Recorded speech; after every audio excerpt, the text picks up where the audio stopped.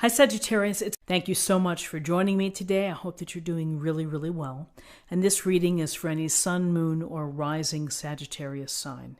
We'll take a look at the cards. We'll get a sense of the awareness for the week, guidance and possible outcomes. I'll also choose a couple of oracle cards for additional information. And this week in the Northern Hemisphere, we have the winter solstice. So we welcome winter in, and let's see what the cards have for you.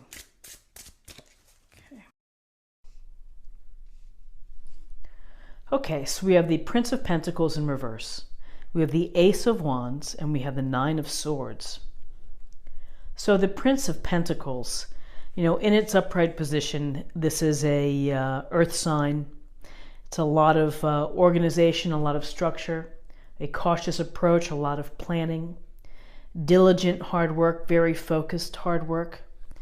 In reverse, however, there's a sense that maybe there's a lack of focus, a lack of direction perhaps for the day, maybe some stubbornness, an inability to step outside of the norm, or you're being asked to do something that you're maybe not comfortable with. And so this Pentacles, Pentacles are earth signs, and they're pragmatic energy.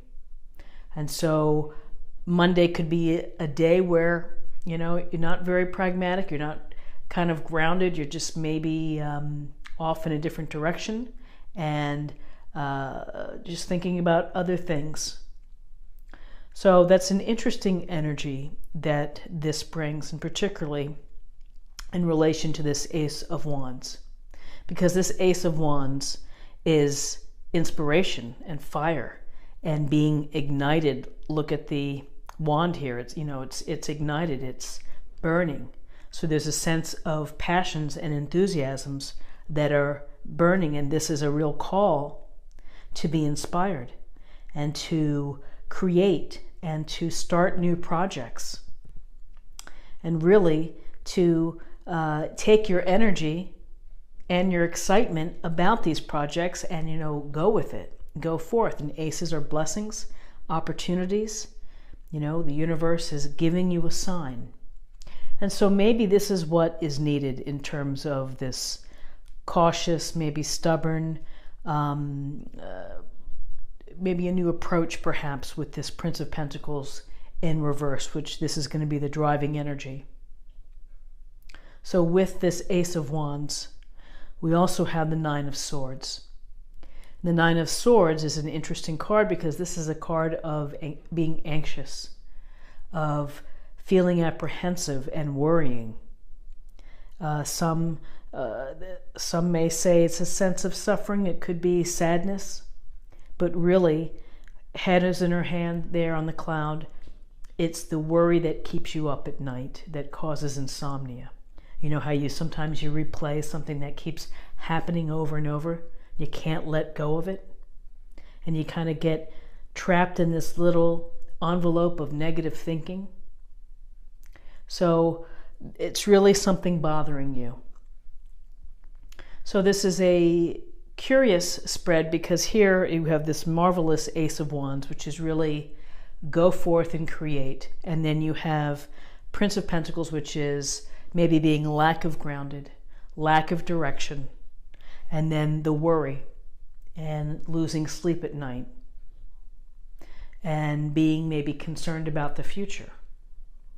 So, when you see the Nine of Swords, yes, everybody has those days or those nights when you can't sleep, when you're really worried, when you are, you can't stop your brain from talking to you. And you just keep going over things. And so what can you do? You have to find a way to try to let it go. You have to try to find a way to brush aside that negative self-talk. It's maybe, when they say cruelty, maybe it's about head games, your own head games. This Ace of Wands, though, it's really, I think that when people connect into building new projects, pursuing new leads, pursuing new activities or things that are going to stimulate their interest, that really is something that can help in all areas. It can help to focus you. It can help to get you excited, to get you moving off a stationary point. Is that you have to feel the enthusiasm. You have to feel the desire for whatever it is that you want to do. And that is going to take you forward. Because if you don't feel enthusiasm for what you're doing, then it becomes a malaise. It becomes, it's not fun to be stuck in doing things you don't want to do. And so, again, this is a calling to find what ignites you. Make the plan, get involved, go forth and do it. And whatever it is, it's going to take a break apart from being stationary and maybe unwilling to try new things. And, you're going to have to let go of some of the self-negative talk and the worry that is keeping you up at night. So let's take a look at the numbers. We have 1, 2, and 9 is 11. 11 is a master number. It's the master number of service, of enlightenment, of giving, altruism. And so it's a beautiful number because to be of service, you can do it in so many ways. You can be hands-on. You could be inspirational through email or through phone calls or through discussions with people. People respond to those who are giving and are helping. And so to be of service, there's so many ways. So many ways. Such a beautiful part of life is to help others and to be there for others. So I'd like to close the reading with an oracle card from The Sacred Traveler by Denise Lynn, and we'll get a sense of an additional message for this reading. Let's see if I can spit it out. Okay.